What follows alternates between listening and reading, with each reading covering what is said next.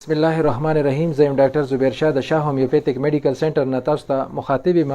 چونکې نن سبا تاسو وګورئ د معدې مسلې ډېرې زیاتې اکثر خلکو ته د معدې د جلن یا د ګیس یا د بدهضمۍ یا د قبضې مسلې ډېرې زیاتې راځي، چونکې نږدې تاسو وګورئ غټ اختر تیر شوی دی او د هغې په وجه باندې اکثر خلکو ته د معدې مسلې په دې وجه راځي چې خلک ډېر سره غوښو سره سپایسي خوراکونه یا آرټیفیشل خوراکونه یا تاسو ګورئ کم چې کولډ ډرینکس دي یا پیپسي شو یا نور مشروبات شو هغه ډېر زیات استعمالي د هغې په وجه هم ډېر زیات مسلې جوړي او د ګرم موسم په وجه باندې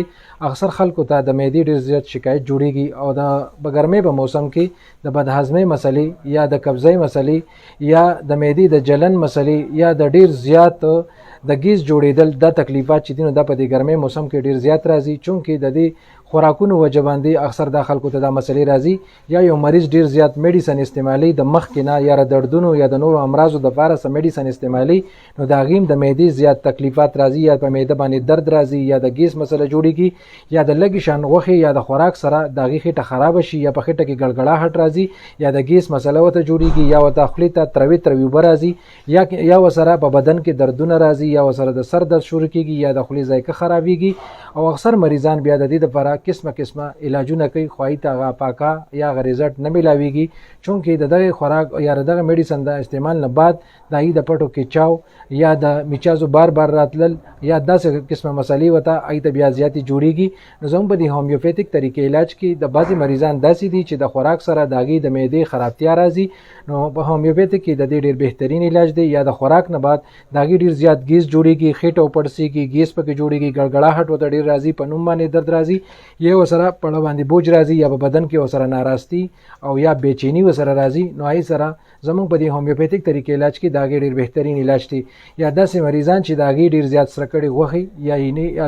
یا داسې څیزونه استعمالوي نو د هغې په وجه باندې د معدې ته ډېر زیات جلن محسوسېږي او اکثر تاسو ګورئ د دې نه ډېر زیات خلک تنګ وي، لکه په شپه کې ډېر خلکو ته د خولې تروي اوبه راتلل دغه مسلې ورته ډېرې زیاتې. نو هومیوپیتیک طریقې علاج کې د هغې هم ډېر زیات بهترین علاج دی. یا د درد تکلیف اکثر د خلکو ریګولر په معده باندې درد راځي یا بېچیني ورسره راځي یا د معدې تکلیف ډېر زیات سیوا شي نو هغه مریضانو ته ورسره خوف او یره یا د تکلیفات ورسره هم راځي، نو د دې پکې ډېر بهترین علاج دی. د دغې سره د جګر والا کم امراض دي، کم مریضان داسې دي چې د هغې د جګر مخکې نه مسله ده یا د معدې مسله ده، د دې سره د اینې د تاو مسله راځي SGBT چې ورته وایي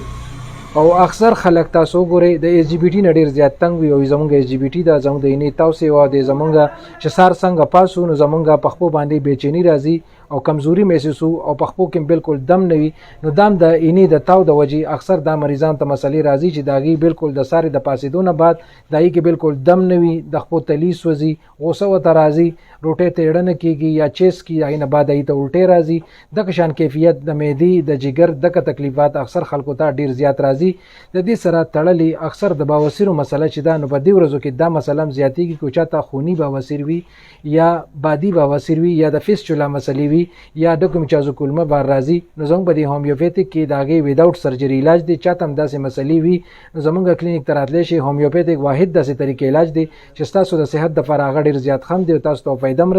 درکوي. اکثر زموږ انټرویوانې بار کېږي خو چونکې د اختر نه بعد زموږ دا یو ډېر لیټ پروګرام وشو، هغه هم د دې موضوع د دې مطابق ته چې لکه تاسو ګورئ ګرمۍ موسم دی، د جګر مسلې، د معدې مسلې، د بواسیرو مسلې چونکې دا ډېرې زیاتې راځي، چاته هم دا مسلې وي شاه هومیوپیتیک میډیکل سنټر بونیر یونیورسټۍ ته مخامخ عبدالله مارکیټ دی، هلته مونږ د پیر په ورځ باندې OPD کو ریګولر صرف د پیر په ورځ OPD وي او ناوګۍ چې کومه علاقه ده نو هلته مونږ د جمعرات په ورځ OPD کو. دغه مریضان هلته راتلی شي او څونه کسان دي او هغې په پیچیده مرضونو کې مبتلا دي نو شاه هومیوپیتیک میډیکل سنټر ته راشئ او د پیچیده امراضو نه چټکاره حاصله کړئ. والسلام.